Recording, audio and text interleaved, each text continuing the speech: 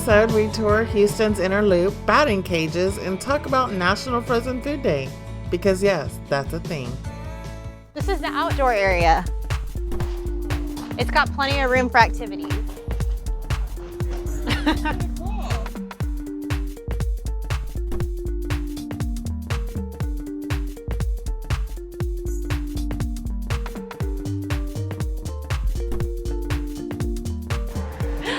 What's up, Tejas? We're here at the cage in Houston Heights at one of the only batting cages here inside the city. So why don't we take a look at what they have to offer? Follow me.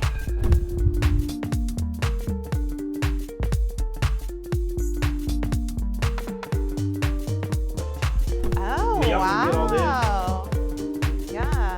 Start throw other stuff in the back. Follow me.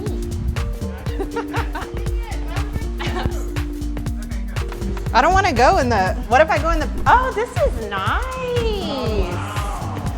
Ooh, this is really nice. Oh, this is cool. So this is where phase 3 of the cage is I'm trying to work on building a bar, a sports bar.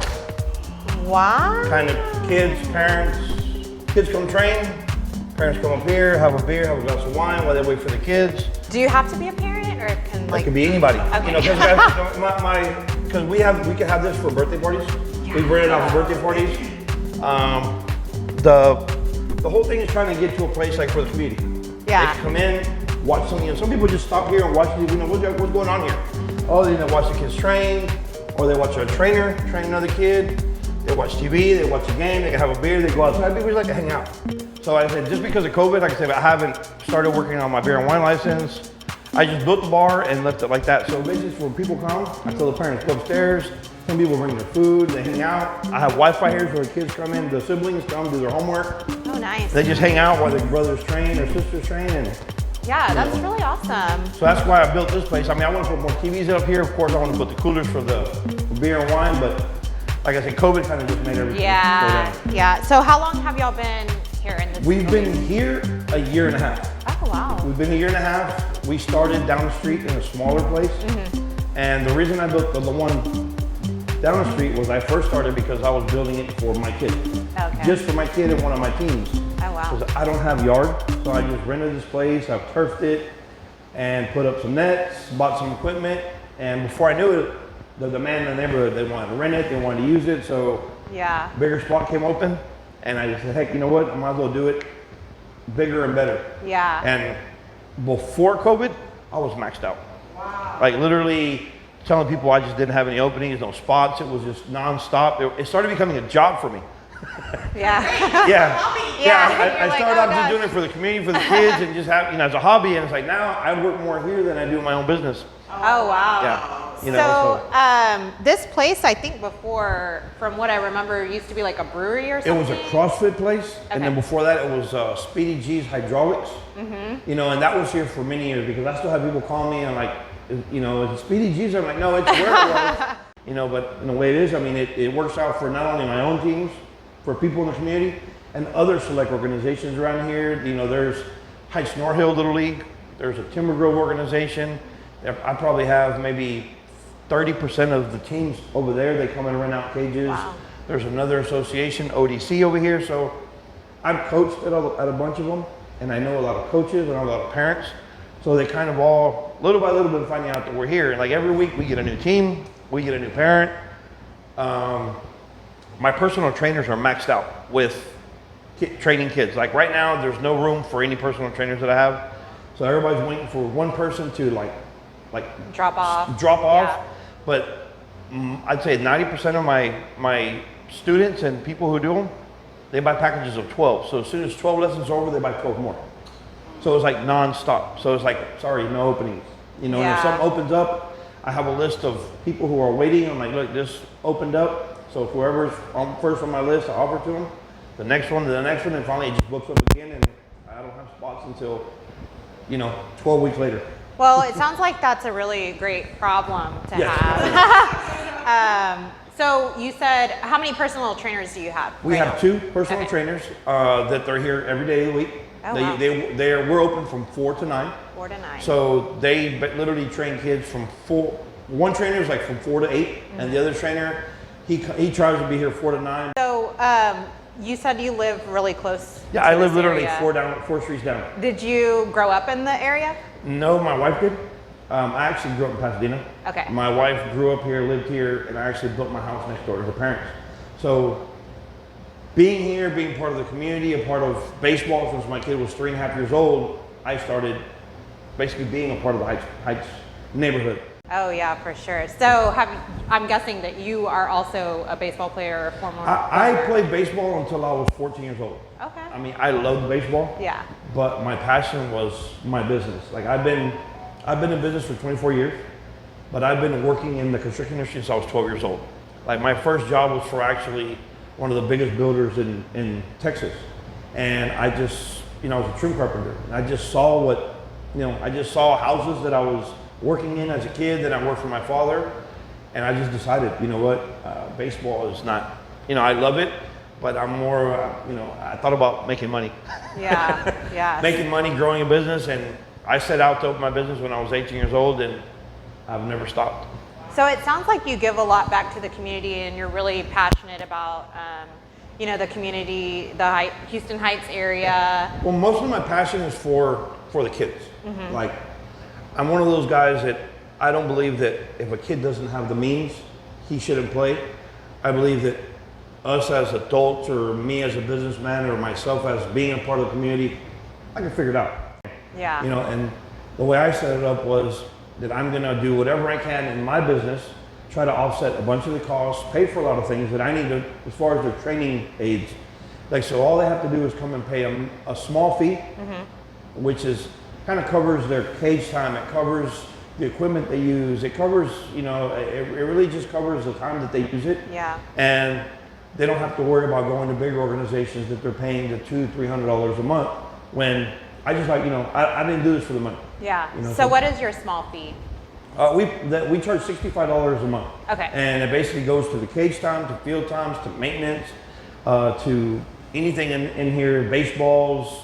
We go through balls and stuff, nobody's business. Things that we use for the weekends, training balls, tees, stuff that normal teams use that a lot of these coaches and organizations make them pay for. Right. I mean, it just goes to that. Basically, just kind of sets their time as a cage. And the way I try to make it up is renting it out to other teams, just to offset the costs. Yeah.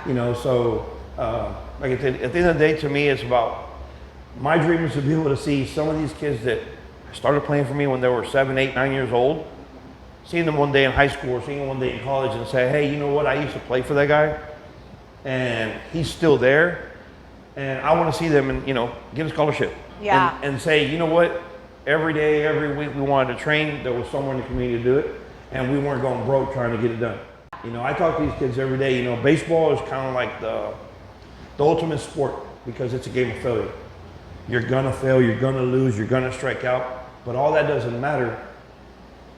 It depends on what you do the next. Yeah. You can miss a ball. If you break down and just throw a tantrum, then you're gonna get yelled at. That would be me. Yeah. But if you miss a ball and you go get it, you make the next play, you go up to bat, you hit a home run, nobody remembers that ball you missed. Yeah. Same as in life. You're gonna lose. We all lose. We'll probably lose more than when we win, but if we learn how to win and we learn how to lose, it's kind of easy. Yeah. I tell people, you can manage losses, and you can manage, when you win, but you got to keep working. Yeah. Same as baseball. Well, you sound like you're a really great example to these kids and to your own child, and I feel like I'm learning a lot. You're like, I'm gonna leave here today feeling really empowered. Like, oh my gosh, like, yes, if you fall, you get right back up and you just dust yourself off. Like baseball. That baseball, like they say, I mean, you can go up to bat 10 times, you can strike out 4 times and get 6 hits. You have an amazing average. Yeah. Well, let's talk about Babe Ruth. Yeah. And how many strikes and outs he did, and he's the greatest baseball player ever. And it's all about how you overcome that loss. We don't win every weekend, and you're not going to win every weekend. But like I tell some of these kids, all they get taught is win, win, win. Whenever they lose, they don't know how to deal with it. Right. Yeah. But I have a conversation with the kids a lot. Like, whenever you hit rock bottom, there's nowhere else to go but up. But if you're at rock bottom and you don't know how to deal with that, you're going to stay there. You're going to stay there. You're not going to know how to get back up because you're going to quit. Oh, I can't do it. I told my kids several times. I've talked to them. I'm like, y'all look at me and sometimes they'll think, oh, coach has it made. He has a nice house. He has this big old facility. He has everything. But I didn't have it at one time. I lost it several times, but I had a goal. And every time I lost, I worked 10 times harder to get right back up. And before I knew it, losing wasn't that hard anymore. You lose, you learn to deal with it, and you move forward. Right. Yeah. I think it's really important too to share your story and the fact that you're totally open to, being real with those kids. And sure, sometimes, I'm not gonna be honest with you, sometimes there's some kids and some parents, they don't like my approach, and that's okay. All the coaches, we can't all be the same. So do you offer any sponsorship opportunities if people want to maybe donate to you to sponsor a child who can't afford to pay? In the past, being that I have my own construction companies, myself, I've sponsored kids or I've given scholarships away to even kids or families that are part of our organization, or even that are not part of our organization. We have thought about creating a nonprofit so that, because in my industry, I do have a lot of partners, I have a lot of people that I do business with that would be able to donate money. Yeah. But, a lot of these companies, they're not in it always just to give it. We have to find a way for them to be able to write it off because that's what they're looking for, a nonprofit where they can write off. I do have friends who will every once in a while, write me a $500 check and say, hey, look, I love what you're doing for the kids. I want to help. Yeah. Go ahead and buy X things. You know what? I'm going to go ahead and give you a couple $100 so you can buy some caps. Yeah. I'll turn back around and I'll buy them. And there may be a kid here and there that loses something. Average kid, parent that plays Soleil baseball will probably spend anywhere from $300 to $500 a month. Wow. Just for their kids to play every weekend. That's aside from baseball equipment, gloves, bats, batting gloves, helmets, uniforms that we may need. So it starts to get expensive. Yeah. Especially for those families who are still living, check to check or an average life, So I wanted to ask, I see you're wearing this shirt and this hat, and when I walked in the door, I saw a bunch of those shirts and hats and different items. So basically what it is my organization is called Medina Baseball, and the facility is called The Cage. So I basically, everything that I do, I like to brand it. I put my name on everything, and then I buy inventory.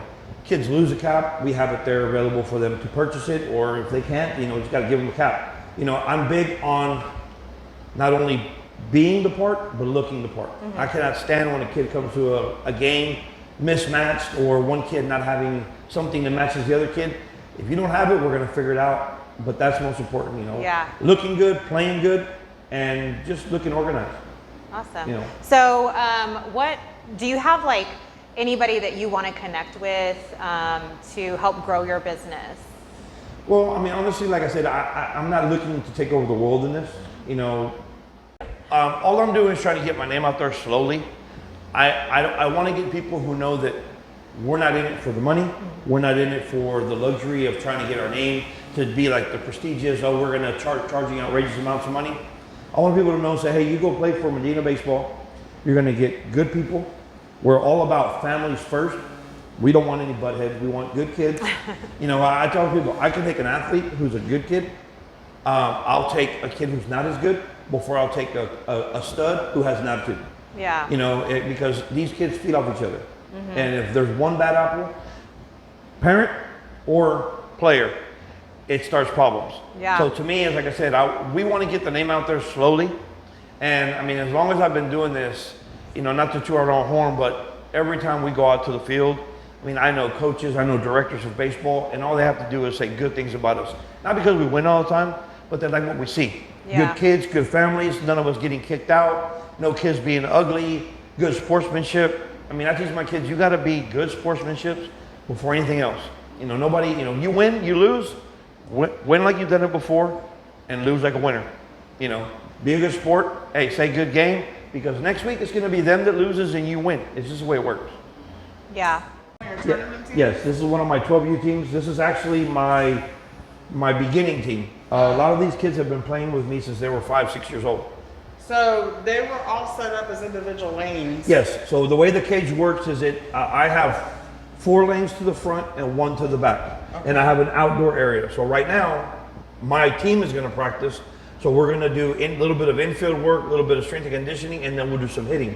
So we're gonna open it up right now to be able to use it as an infield. And then once we're done, we'll close them in and we'll do individual cages. Ah. So okay. so that's why we're going back to when we rented out for birthday parties. We can use that for wiffle ball games, for kickball games, for little, t-ball games. Kids can use that just to play dodgeball. I mean, there's so many things you could do here. Like I said, it's just these kids, they figure out something to do. And Yeah. Wiffle ball is the biggest thing. It's basically baseball with a plastic ball on a small bat. Oh, okay. And they can throw the ball at each other and hit each other for an hour.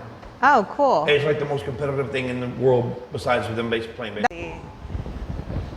Yeah, those are a lot of our trophies of tournaments we've won. If you go downstairs, you'll see like all the banners on walls. And then whenever you walked out of my office, there's a big old like Superman baseball looking thing. That's where all the rings are at. Oh. In Select Baseball, basically the winner of every tournament gets a ring. Oh. And that's what everybody chases after. It's like the World Series. Yes, everybody chases after a ring. Sometimes it gets silly where everybody, trying to bring everybody they can to win a game just to win a tournament. Well, everyone, if you are in the Houston area, in Houston Heights, please make sure that you come visit Sergio Medina, the owner of the cage, and y'all can maybe hit a few balls and check things out yourself. So thank you. Thank you.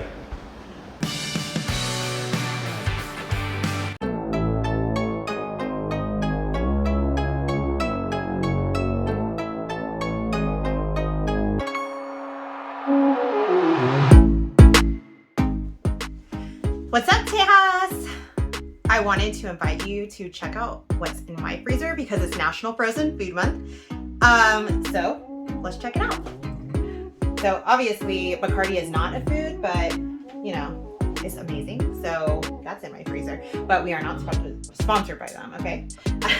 And then we have the basics. So I have like just some meat, some chicken, some fish, frozen vegetables. I have some fruits for my smoothies that I love. So I use this.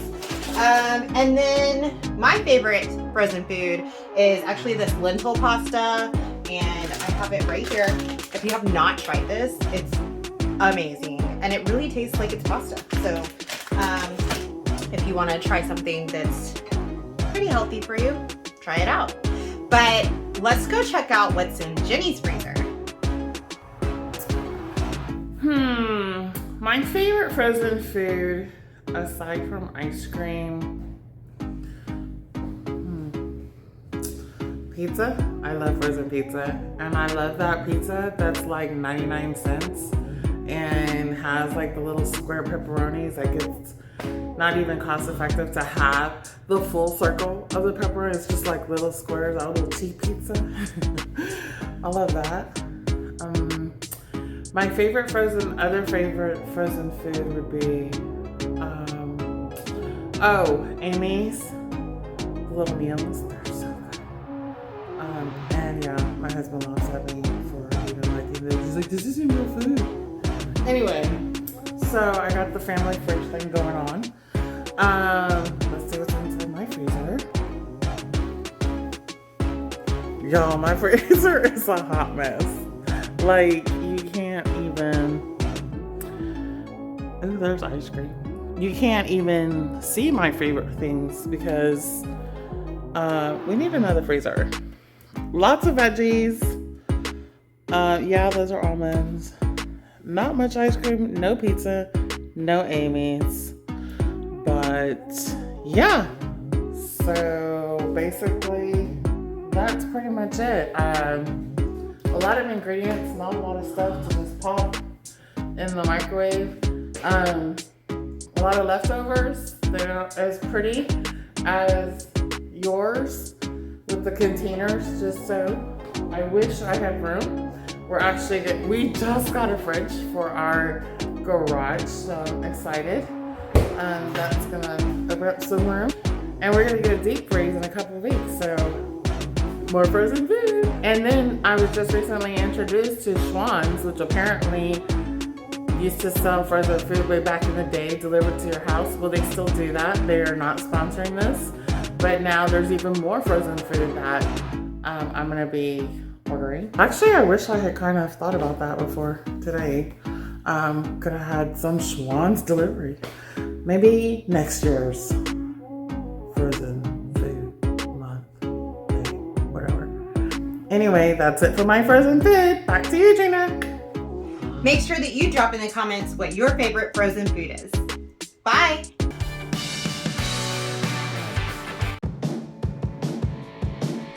Don't forget to like, comment, and subscribe. Till next time, that's all, y'all.